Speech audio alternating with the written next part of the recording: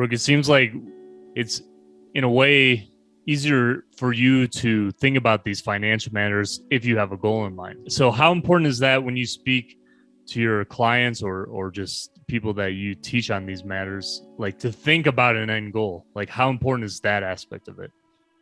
It's extremely important. And, what's interesting is a lot of people, they're not sure what their financial goals should be.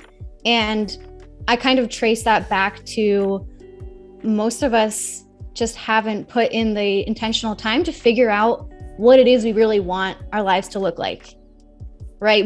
We kind of sometimes get stuck in like that day-to-day cycle.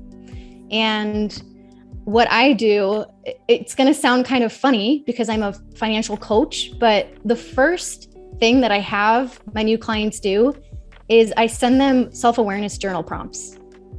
So I send them a worksheet. It's got all of these journal prompts in it, and they write their responses in. And I find that these kinds of prompts really help people dig a little deeper, especially if they haven't necessarily put the time into figuring out what their vision is for their life. So I find that those can be extremely helpful. And so one of those prompts is, for example, what's your favorite memory from the past year of your life that you would love to relive? Because that's something where they're kind of reflecting on like, what experiences do I want to continue having and creating in my life? I also try to ask them, if money and finances were not an obstacle, like what would you do? Like the next 12 months, what would that look like for you?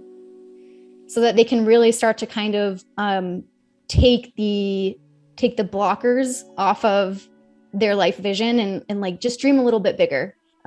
So I find that that's really helpful. And then, a lot of my clients come in and they have debt, right? They've got student loans, sometimes credit card debt. And I think it's important to actually go back and kind of reflect on like, how did I end up here, right? So it's kind of like looking back at like, what's my mindset around finances? Where did that come from?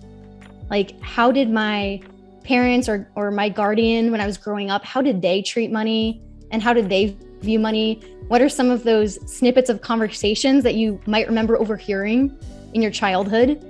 And that can kind of start to help someone think about like, oh yeah, my parents said this and I went in the same direction or maybe the opposite direction, right? We kind of have those two different dichotomies. So it's kind of like a two-pronged approach of like reflecting on your past and how those money beliefs and modes of thinking around finances came to manifest in your own life and like this current situation. And then also being able to say, okay, what do I want my life to look like? Like, how can I dream bigger, right?